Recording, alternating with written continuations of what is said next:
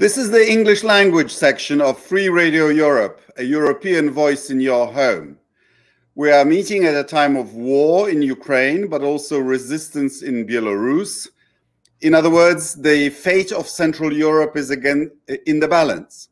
History might prove some clues, and I bring you a very special guest. From New York City, Professor Joshua Zimmerman, the author of a recently published biography of Jozef Pilsudski, the father of modern Poland. Professor Zimmerman, welcome to the show. Thank you very much for having me.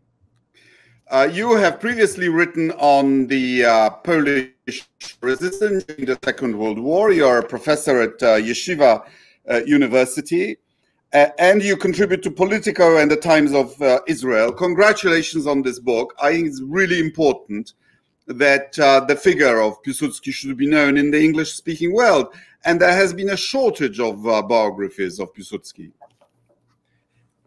Yes, one of my motivations in putting out a full-scale biography of Piłsudski is precisely that the last biography written in English appeared in 1981 in New York by Wacław Jędrzejewicz, who then was a central figure in the Piłsudski Institute. But it was a popular book without footnotes and with a two-page bibliographic list at the end. And then prior to that, we had really one major full-scale biography in English in 1939 by the person who then would become the editor-in-chief of the Cambridge history series. And so I realized that there was very little literature on the topic for people to go to if they wanted to know more than just kind of like the popular story about Piłsudski. And that is not to in any way, say that the book by Jędrzejewicz doesn't have important value, because I do think it does. I want just to remind listeners that the late Jędrzejewicz, who passed away in 1999 at the age of 100, was himself a member of the Piłsudski government as, I believe, Minister of Education. So, and his older brother, Jan Jędrzejewicz, also had an important role. So he personally knew Marshal Piłsudski and really understood the character of that figure. So I think there's extraordinary insights there. But you make the interesting point in your introduction that part of the reason why the interest, at least in the West, in Piłsudski was not so high was that his Poland collapsed in 1939. Mm-hmm. So this is my argument, is that before 1939, Piłsudski was the leader of Poland until his death in 1935. And at that time, he was regarded as a major statesman. And I was able to find several statements by key figures between 1919 up to 1935, in which the statement is that he was a standout among European statesmen. He wasn't just one of many heads of new states, because as we remember, 7 new states emerged on the map of Europe in 1918, 1919. But it was that he had this extraordinary analytic ability combined with a kind of very high native intellect that allowed him to assess a lot of data and reduce it down to its core and kind of figure out. He had part of the legend of Piłsudski is that he was a prophet, that he could predict the future, because he had such a thorough knowledge of, for example, the Austro-Hungarian armed forces, the German, the French, the British, the Russian, and he could all entirely self-taught, right? But let's absolutely, yeah. Let's get back to the beginnings, because in Europe there are always some exiled figures, there are always some independents, dreamers. Piłsudski was extraordinary, and he prepared himself for the role, but he also got lucky, right? That is a very good kind of like observation, because if you think about Piłsudski, the figure on the eve of World War I, right? We have Europe without a Poland.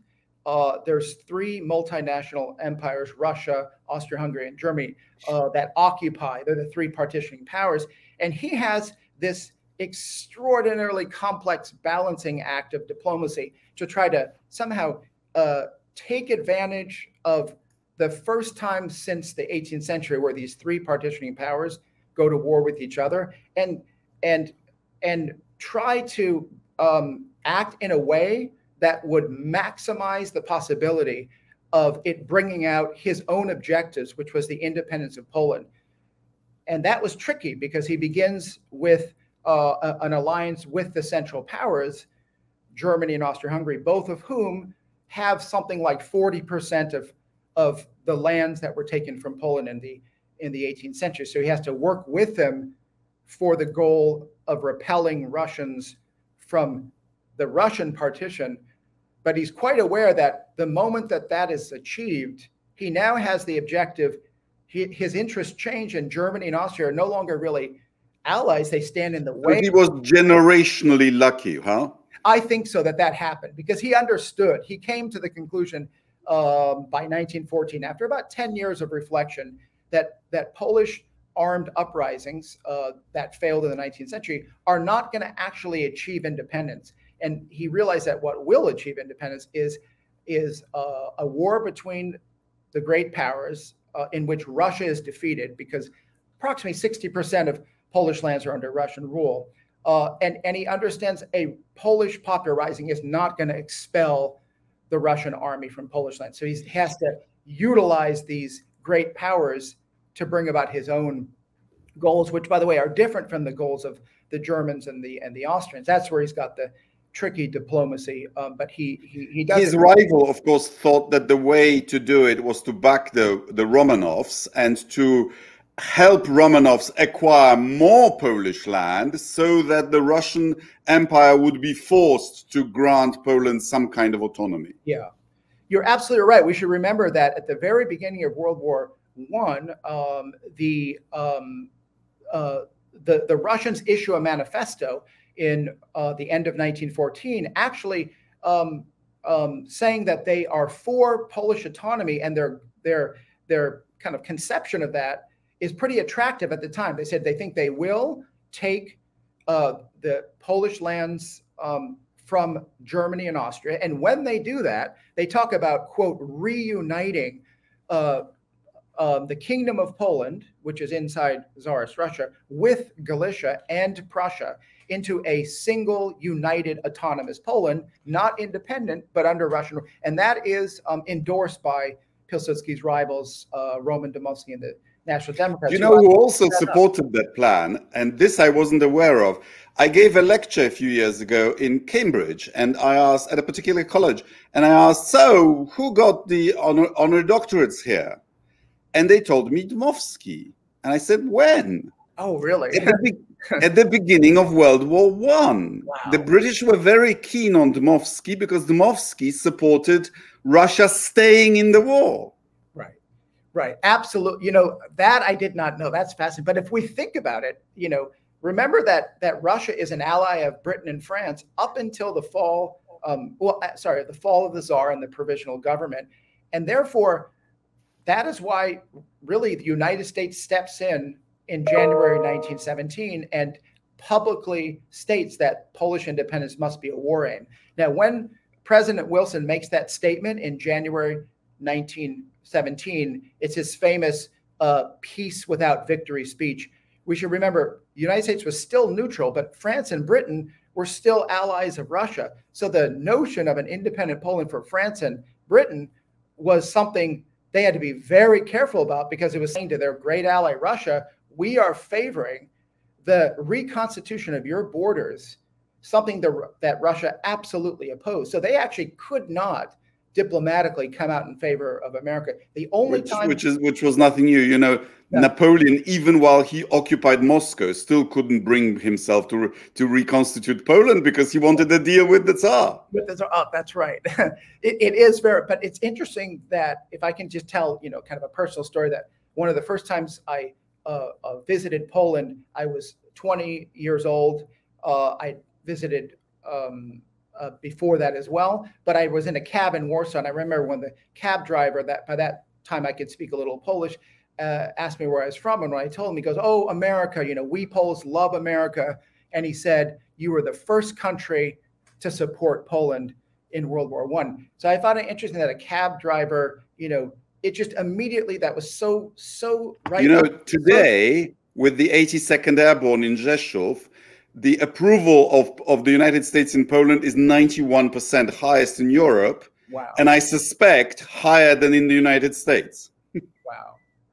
That is really something.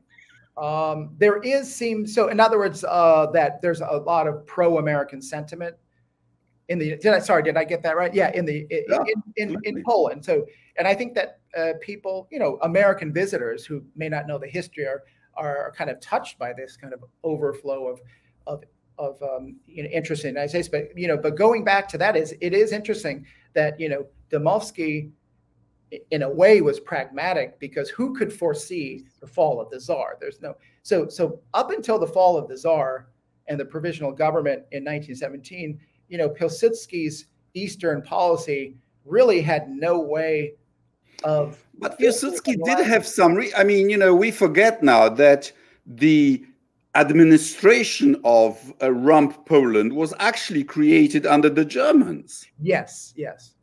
The first ministries, the tax authority, the first Polish soldier in front of the presidential palace, today's presidential palace in Krakowskie Przedmieście, appeared there in 1916. Wow.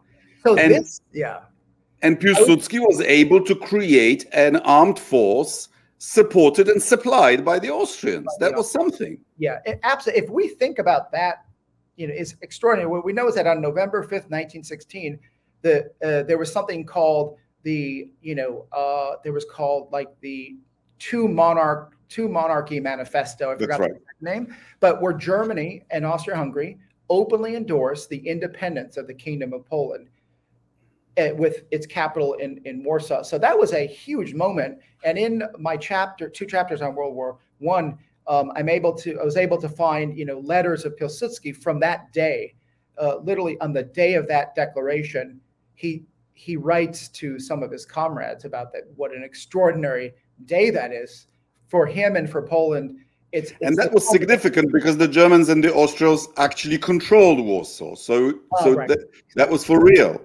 That's absolutely, that's critical. And then remember, they set up the provisional state council. They have a Polish, you know, kind of parliament and prime minister. There wasn't a parliament, but there was a regency council. Regency council, that's right.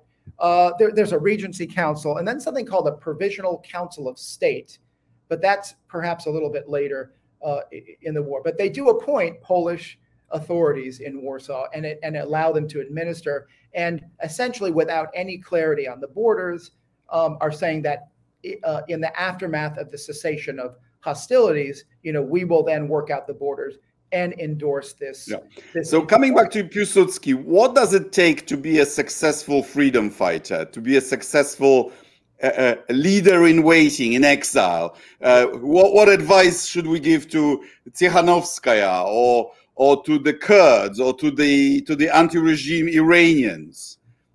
So this is an interesting question, in which, if I kind of link it back to Piłsudski as this kind of classic freedom fighter who for the last 16 months of World War I languishes in a German military prison because he refused to swear an oath of loyalty to the Kaiser, it's assessing very carefully one's objectives and never compromising on those objectives. I think that's the story. But also finding allies among some major powers. Huh? Sorry, and so absolutely the allies among major powers is critical. So that's why for him, when we go back to Germany and Austria-Hungary endorsing Polish independence, that's critical in November 1916. But if you look at Piłsudski's reaction to President Woodrow Wilson's speech of January 1917 to the Senate, in which he endorses, in which he says Polish independence must be a war aim of the Allies, he is much more enthusiastic about that, because that was an open acknowledgement from a neutral great power that Europe can no longer be a continent without a Polish state. It's not ethically viable. And the idea that it was for ethical, moral reasons meant something. Whereas I think there was a sense that Germany and Austria were playing politics in this endorsement of Poland, because if you remember, one of the things they wanted was that once they offered Poland this kingdom, that then they could mobilize Polish men to fight in the army against Russia. And that's where Piłsudski enters, I think, as an extraordinary leader, because remember, Piłsudski regarded France, Britain, and the United States as really the natural allies of Poland. So he thought, what is the Polish political tradition? It's a Western tradition. He's thinking of the 18th century Commonwealth, of a pluralistic state with rights of minorities and multinational, multicultural.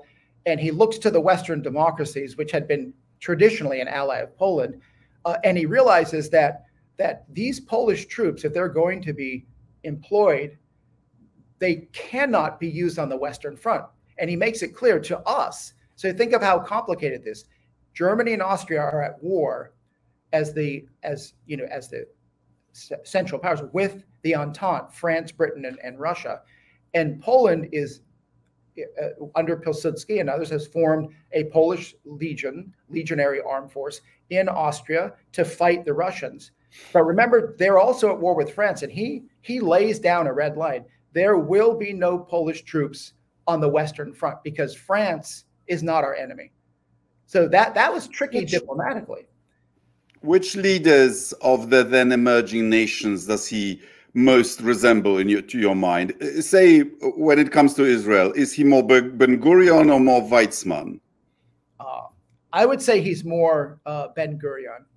So classic, labor Zionist, but also with a vision of diversity, pluralism, tolerance, and also a kind of democratic state, which is something I argue that was Piłsudski's vision upon assuming the role of head of state and commander-in-chief in November 1918, where for the next 3 months of the new state, he presides over the formation of democratic institutions. And so I believe he clearly, if we're thinking about labor versus Likud in Israel, Piłsudski's is really his vision is really a labor vision of. But the Polish and Israeli example, I think, show rather well the philosophical difference that we have in dealing with nationalism, because these are both nations that were deprived of a state for a very long time. Israel even longer than Poland. And so they both have the experience that in order to bring the state back, you need an extraordinary sacrifice by a core group of people who really, really care about it, who tend to be from, the core group, meaning, yes, you want a vision that is more encompassing, but it's the core group that is making the sacrifice, right? In other words, a country, this idea of a Poland with a Polish majority, or a Jewish state with a Jewish majority. Even though you can bring the minorities on board, but you feel that it's not the state that has created the nation, which is more the American idea, I think. Yeah. It's the ethnos, a group that has created a state. So I could not agree with you more. And if we think of 1918, 1919, we have the abrupt disintegration of 4 multinational empires in Europe, and then their replacement by national states. But if we remember, the Western allies had a really but I'm driving to something else, because you point in your book that Piłsudski was really shaken by the assassination of Narutowicz, the first president of Poland, and he was assassinated after a horrible anti-Semitic and campaign, because the nationalists felt, well, we have fought and made sacrifices, and now suddenly a guy becomes president with the votes of national minorities. That's not how it was supposed to be. Right. So that is a central theme of my book, which is how to understand this kind of transition of Piłsudski from liberal Democrat in 1918 to from 1926, where he returns to power through a military coup, and then really serves as a kind of authoritarian leader until his death in 1935. But what I argue is that he never actually abandoned the democratic ideal that was so dear to his heart in 1918. What he lost faith in was in the Polish people of that time and their ability to have free and fair elections and to respect their outcomes without intimidation and violence. Because what happened in 1922 is a progressive liberal candidate of a socialist background. He does win the election, Poland's first presidential election. But as they tallied the votes, it became clear that what tipped the balance in his favor was the minority vote. And for listeners to this, we should remember that about 1/3 of the population of Poland were minorities. So, and so the right-wing opponents of this president came out with a smear campaign saying he is an illegitimate president, and that they talked about something called the doctrine of the Polish majority. And some of the press accounts from the right-wing parties were saying that how dare these minorities think they can choose the president? We, the Poles, only we can choose the president. Now, of course, this was a direct contradiction to the Constitution that had passed in March 1921, that of course called for free and fair elections and full equality before the law for all citizens without regard to ethnicity, national origins, language, or faith. And so every vote had to be equally counted. But what they were saying is now, essentially, we're going to overturn this election and install our own candidate through an act of political violence. Now, the assassin himself was not apparently a member of this opposition party, the National Democrats, but he clearly at his trial said he was deeply inspired by this 5 days of a kind of vicious smear campaign in which one of the headlines is the most famous from the right-wing opposition papers, where they said Narutowicz, he became president-elect. They said Narutowicz, president of the Jews, meaning it's the Jews who put him there. But of course, well, Piłsudski did have very good relationships with Jewish comrades going back to the Socialist Party. Yes. and Jewish aspirations then, didn't he? I mean, that part is true. But of course, the nationalists had a problem too, that they couldn't win. That's right. And I think it's something important to emphasize that we're speaking about a new state, and you were going back to this concept, what creates, does a nation create the state like in Eastern Europe, or does the state like in America then form a nation? In this case, it really was believed this is the reconstitution of Poland. What is Poland and who are the Poles? And the nationalists represented by this, the largest nationalist party, the National Democrats, I believe define Polishness as Roman Catholic and Polish speaking. And which wasn't so historically in the First Republic. Oh, that's right. But under occupation, you get confined to your ethnic religious core. Yes. Right. And I think that was the basis for the Western allies to assess where borders should be. Because we should just remember that Lord Curzon of Britain did a study in 1919, and he essentially said that states should correspond to where ethnic groups or national groups form. Yeah, as if the British held to that principle in their colonies, huh? That's right. That's a great point. So this is their idea that Poland's border should extend up to the Bug River and Brest, the city of Brest-Litovsk, but not beyond that. And that was very different than Piłsudski's understanding of historic boundaries of Poland. But Piłsudski also, as an extraordinary kind of pragmatist, understood way in advance or way ahead of events about how they would influence the future. So in his view, it's likely that wherever the Polish frontier is drawn, on the other side of that frontier will be the Bolsheviks or the Tsarist Russians, right? So kind of either Tsarist Russia or Bolshevik. Well, let's stop here, because didn't he think, at least for a while, that the White Russians were a bigger threat to Poland than the Bolsheviks? You're absolutely And in fact, in 1919, he had a kind of truce with the Bolsheviks, which allowed the Bolsheviks to destroy the remnants of the White armies in Crimea. Mm-hmm. So this is a critical point, that during the Russian Civil War, I think listeners will know that the Western democracies squarely, unambiguously supported the White armies, right? And they hoped for and gave, support to, and even had Western troops, French, American, in the very north of Russia, hoping to come to the aid of the White Russians when they would defeat the Bolsheviks. And they asked specifically Piłsudski to use his armed forces to support the White armies, and he flat out rejected them. And he said because the Russian generals refused to recognize the independence of Poland, whereas Lenin did. Right. So this is, I'm sorry that I didn't actually bring out that point, because that's critical. I mean, look, the Bolsheviks in November 1918 issued a declaration of the rights of nations to self-determination. I mean, now we know that was pretty insincere, but I think in terms of maybe the impulse was, I believe Lenin did. But Putin thinks that was a mistake anyway. Oh, he does. That's right. We should never have allowed the disintegration. But he did say people have, the rights to self-determination and even statehood.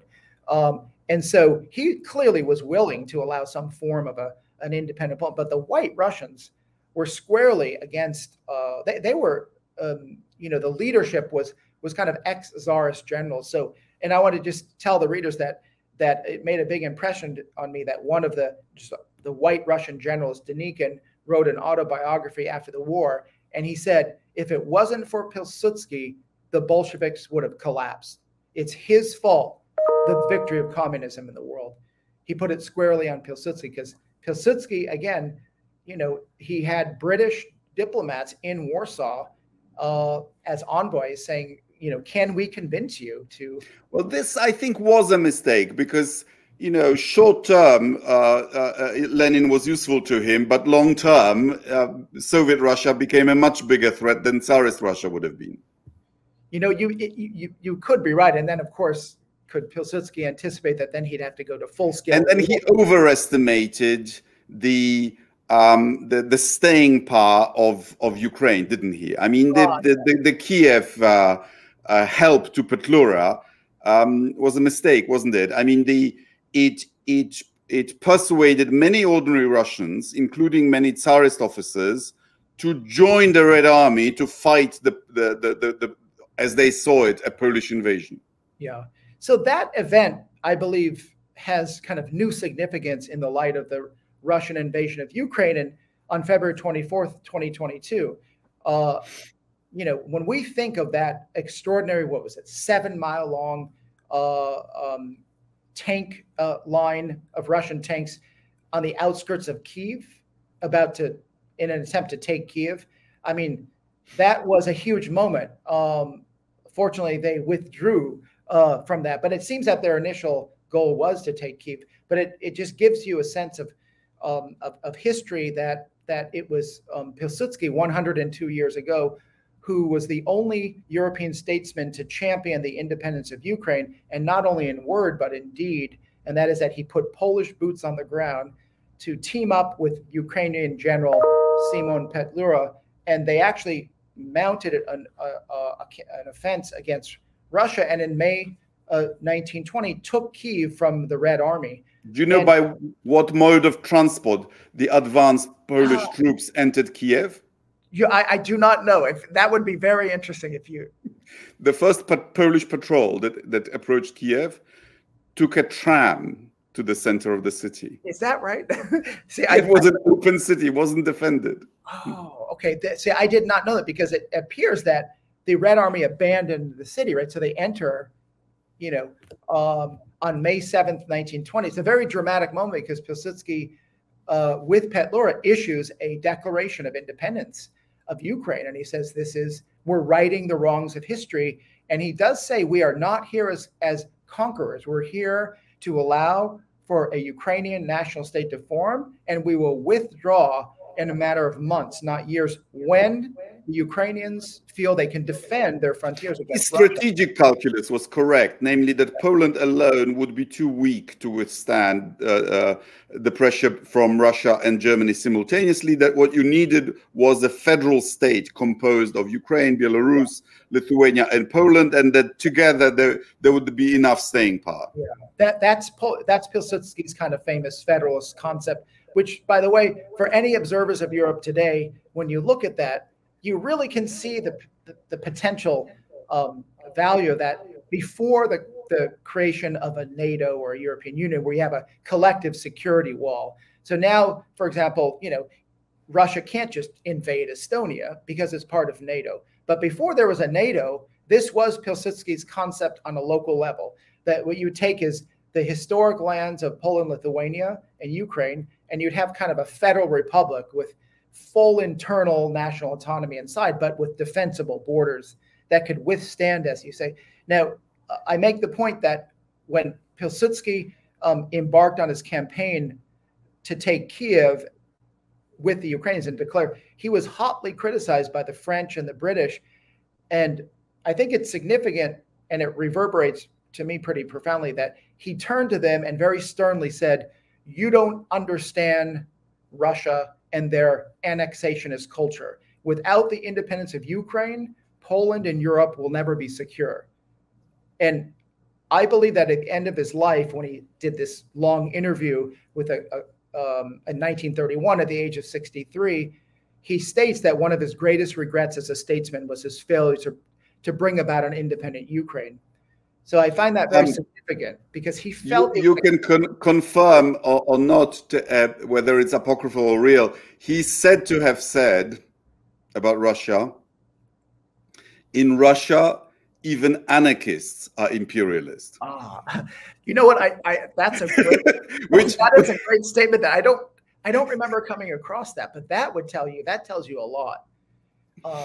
Because he didn't, his view was that whether Bolshevik or Tsarist, both are not good for Europe and for Poland. But I do think it's important that I came across basically it was a report on an interview that a Russian emigre drew up. He visited Piłsudski in 1920 at the Belvedere Palace, and he did this kind of conversation, and then he wrote up a kind of pamphlet. And in that, Piłsudski makes an extraordinary statement. He says, I'm not anti-Russian. He said, I'm anti-Bolshevik and anti-Tsarist. He goes, what I'm looking for, he turns to this Russian figure and says, I'm looking for the third Russia, the democratic Russia. He goes, I look at Russia. We're still looking. And he says, where are they? They're nowhere to be found, unfortunately. And so in his view, he has to, was his justification for saying his goal is to push Russia as far back as possible to its ethnic frontiers, which is essentially the line of 1772, so as to allow the emergence of national states and cultures among the Belarusians, the Ukrainians, the Lithuanians, right? So that was his idea, that this Ukraine is a kind of precursor, or actually a fundamental precondition for security in Europe, because it'll both be a Western outpost of democratic government and a secure wall against Russia for Europe. So I think that's what his view of Ukraine. Some people claim that with the Battle of Vistula, he prevented the Bolsheviks from reaching Germany and thereby fostering revolution in Germany. But the revolution in Germany was pretty much over by then, wasn't it? I think you're right, because in Germany we had an attempted left-wing coup in 1919 under Rosa Luxemburg, and that did fail. So although there were German communists, by 1920 there was no more plan for some kind of Spartacus style military coup. I think you're right, but so what was really decided with the battle were the eastern borders of Poland.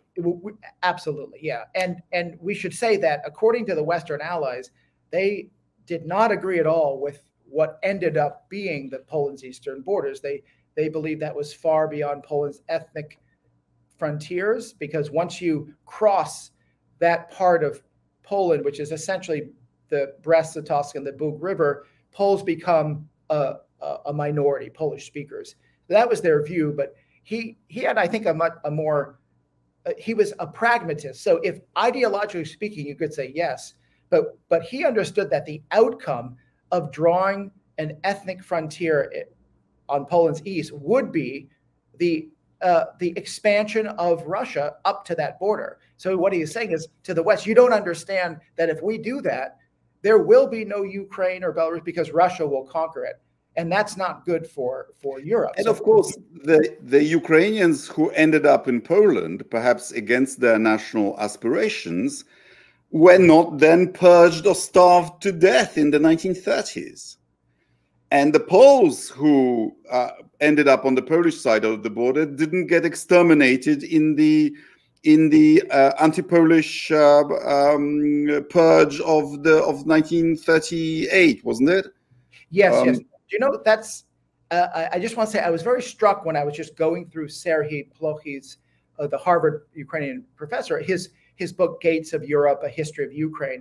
I was really looking carefully at the interwar period because I know there was conflicts between ethnic Ukrainians and the Polish state in the interwar period. But he actually presents a very positive in the end, even though he notes that there were these attempts to repress some of the Ukrainian groups. But in comparison to the Ukrainian Soviet Socialist Republic, you just cannot come away with any conclusion that Ukrainians were much better off in southeastern Poland.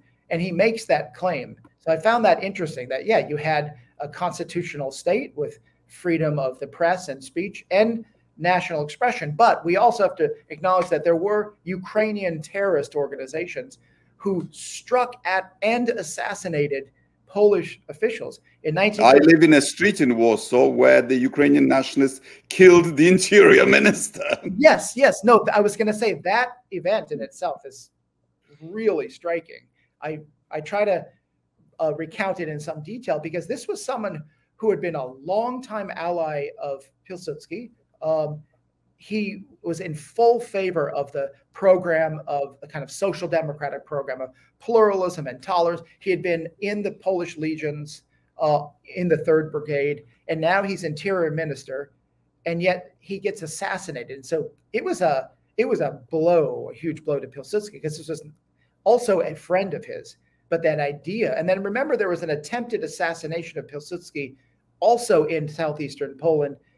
Now I'm forgetting, I think it was 1931, but I may have that wrong. But he was there to meet with the local municipal, I believe, governor, and there was an attempt on his life in which it was a failed attempt. But it's an interesting story because they were leaving the governor's residence on their way to a play. So they're going to see theater. And this attempted assassination ended up where the governor got wounded, not seriously in any way. But then the governor asked Piłsudski to continue on. He goes, "You don't need to accompany me to the hospital. This is not serious. Please continue on to the play." And he actually went to that play. And it said that when he got there, because there was news of what happened, there was a standing ovation in that theater house. But what a dramatic event! Piłsudski ended up doing the coup, but he also he forged early relations with the Nazi Party. Mm-hmm. Hitler, as you know, was very keen on Piłsudski. And for until 38, 39, Hitler was very keen on a Polish alliance. He thought that if Germany's tanks with Polish infantry, he could actually take the Soviet Union, and he regarded Piłsudski as a good anti-communist. Uh-huh. And not everybody knows that there was a guard of honor at the Wawel Castle in front of Piłsudski's tomb all throughout the war. However, Piłsudski toyed with the idea, we think, of a preventative war on Germany. And of course, the history of Europe and the history of European Jews would be completely different if the Western allies had heeded it, huh? Yeah. I think in some ways this is like a bombshell finding or discovery about Piłsudski that nobody knows about, which is this theory that about 1 month after Hitler came to power, that Piłsudski sent a secret envoy to Paris to meet with the French government and propose what he called a preventative war to remove Hitler from power. Now we know this for a fact. So here, well, this is what the theory is, but we have no documents to suggest that that envoy actually reached and presented this proposal. So that so we have no confirmation in the French archives. Right. So there's been those who've searched the archives. I remember there's I asked a couple of colleagues of mine in Paris, have they ever looked into this? One had looked into it, who wrote specifically about Polish-French relations in the interwar period, and that particular scholar said there is no such document. She looked, and so there is a controversy of this, which is that some historians say it's a complete fiction, and others say it's not. So what I found was very important, which is that the actual rumor that Piłsudski was planning a preventative war against Hitler was very, very present in March and April 1933 in diplomatic exchanges. I quote documents from the British Foreign Secretary. I quote documents from the German ambassador to Poland and the German foreign I mean, minister. the idea wasn't that original. The others must have thought about it too, huh? Oh, okay. Do you mean like others? Well, I think what it was is that he recognized the danger of Hitler, and that what his notion was is that Hitler will rearm, but at this moment, based on the terms of the Treaty of Versailles, Germany is demilitarized. Now and only now. He said we're talking about 1 or 2 months is a window where we could remove Hitler from power and restore a democratic system to Germany. And what we know is that the French absolutely had no interest and said, we're not in the business of regime change. Remember that Hitler was legally named. It wasn't a coup. He was legally brought to power. And what Piłsudski did is once he realized that the French were not interested, he started looking at other avenues. But I do want to say that it's very significant in these diplomatic exchanges that the British and the Germans are very much aware in 1933 that Poland may launch a preventative war. And that's when Hitler becomes very conciliatory. He knows he has no ability to defend against it. So he starts reaching out and making all these attempts to bring... This is the part that almost nobody understands, that the Weimar Republic was actually very anti-Polish. Mm-hmm. And that Hitler started by telling the press to lay off, by basically trying to woo Poland to a joint crusade against the Soviet Union. Yes. So this is actually critical that people, I think there's an assumption that, Hitler with his, ideology of abolishing Russia and creating a new Europe based on a racial Aryan race theory, that was opposed to kind of in any long-term way the preservation of Poland. You're absolutely right. In the Weimar Republic from 1925 to 1933, there was not a single German head of state who actually formally recognized the borders with Poland. And so what Piłsudski's real indication was the Treaty of Locarno of 1925 between Germany, Belgium, Britain, and France, in which Germany formally recognized the western borders.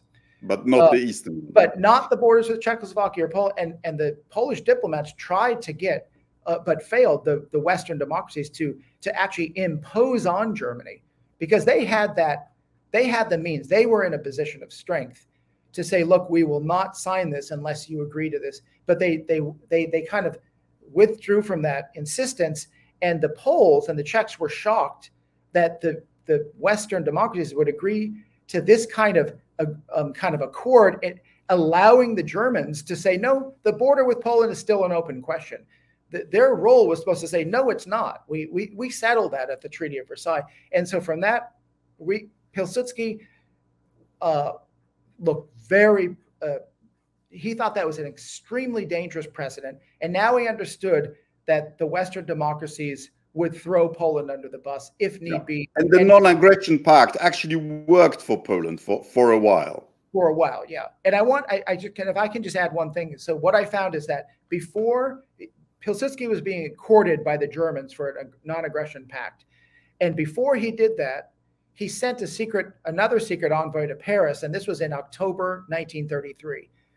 And he said, I want you to ask the French foreign minister one question, and I need an official response. And the question was, if Germany invaded Poland with an attempt to take back Danzig and the corridor, would the French intervene militarily? He said he needed to know this. And the foreign minister went to the president of France, and 3 days later came back to the secret envoy, and he says, we have your answer, which is no. We will send arms and ammunition and maybe some advisors, but there will be no military response. And to Piłsudski, this meant everything to him. Yeah.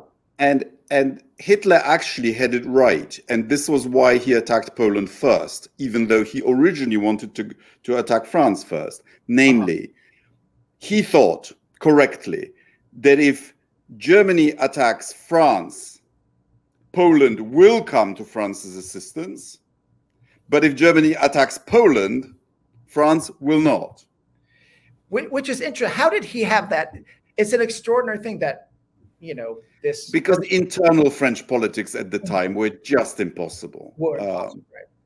Yeah. Let's end by a speculation. What would have happened if Piłsudski had lived 10 years longer? Because his successors were really lesser men. I mean, they were just not up to it.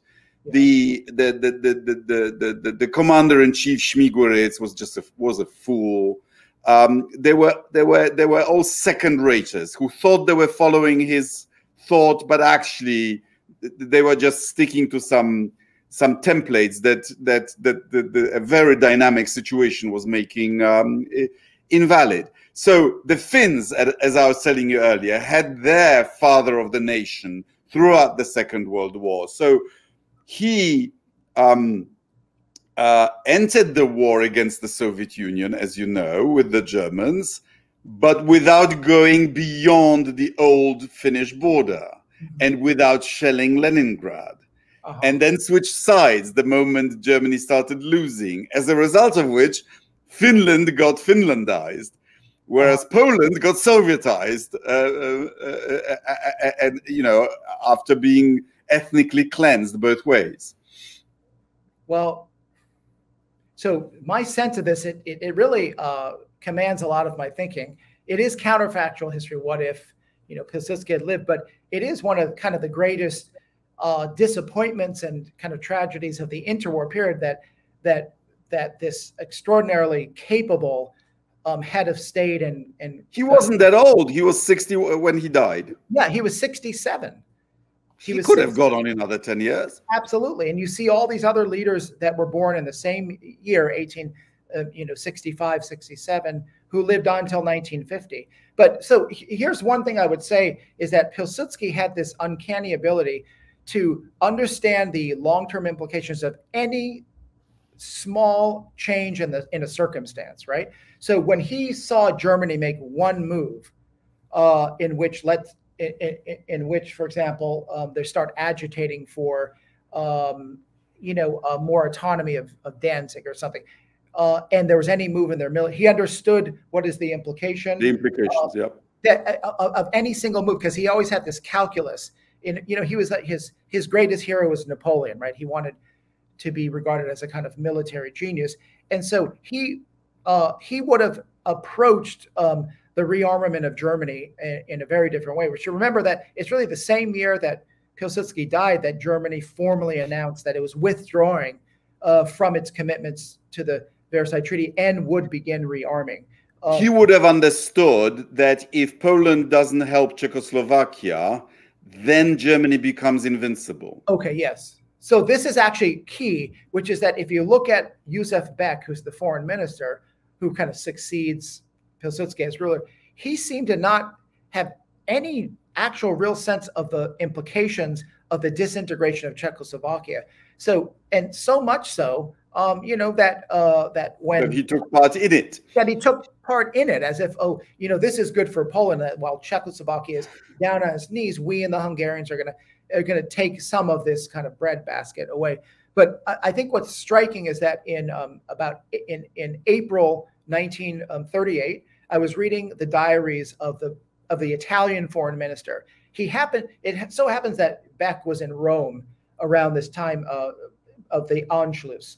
And if you look at Ciano's diary, he has a diary entry there, and he's really really surprised. He says that Beck doesn't seem to have any concern about the Anschluss and what its implications are for Poland. So he's like, he seems in an upbeat and a good, he's not even discussing the Anschluss. And that struck him. And then it occurred to him after the Munich Pact that he also met Ciano, the foreign minister in Warsaw, with the Polish foreign minister. And he makes another comment, which is that Beck does not seem to be concerned about the disintegration of Czechoslovakia.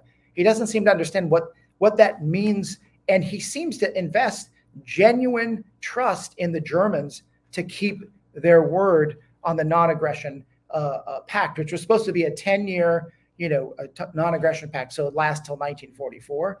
And then the one other thing stood out to me is that Wacław Jędrzejewicz was still, inside, government circles. And he recounts in his memoirs that in January 1939, Beck invited German Foreign Minister von Ribbentrop to mark and celebrate the 5th anniversary of the Polish-German Accord. And apparently Jędrzejewicz was present at this banquet. And in his memoirs, he comments how struck he was by Beck's disposition. He seemed upbeat. He seemed genuinely, of the view that this is a very good thing for Poland. They have peace with Germany for 10 years. And he had no sense of Germany's real designs. Now, to be fair to Foreign Minister Beck, when in March 1939, Germany broke its agreement and marched into and dismembered Czechoslovakia, he did entirely understand and turn, did an about face and realized. And he wasn't the only guy in Europe hoodwinked by Hitler, huh? You're absolutely right. The other, of course, is British Prime Minister Chamberlain, who is, really shockingly, when he agreed to the Munich Pact, we have this a biography of Churchill in which it stated that somehow Chamberlain, after the Munich Pact, wrote a letter to his sister in which he said something like, "I've looked into the eyes of Hitler, and I believe he's an honest man who keeps his word." That's what his impressions were of Hitler. It's extraordinary. It's extraordinary that people who met Hitler were often taken in, and people who read Mein Kampf weren't. Yeah, isn't that amazing? And I want to say that Piłsudski, we should remember, he refused to ever meet with Hitler in public. He was offered on several occasions, said that Chancellor Hitler would like to meet with you, have a conference or a state visit, and Piłsudski refused to meet with European dictators, Mussolini, Stalin, Hitler. He never wanted to be seen among. But who did he invite and who did he visit? The French, the British, the Americans, right? 1 month before he died, he had the French foreign minister there, and it was said by the French foreign minister in a report from that day that something like, "No state leader has ever given me such a warm welcome ever as Piłsudski did today." So his sense that France was the true ally, that's where we had ideological affiliation. He understood that France probably won't militarily come to Poland's aid, but it was a key ally for many reasons. And I think it says a lot about a leader who they choose to be their allies and friends, and who they refuse to meet with. Sure. Well, Professor, congratulations again. I think it's excellent that the figure of our father of the nation is being better understood and and read in the English language. Thank you very much for the conversation. Thank you so much for having me. It was a real pleasure. What's your next project? Is it to do with Poland or? It is to do with Poland. Actually, there's two projects, and they seem to have no connection to the other. So one is with four other scholars.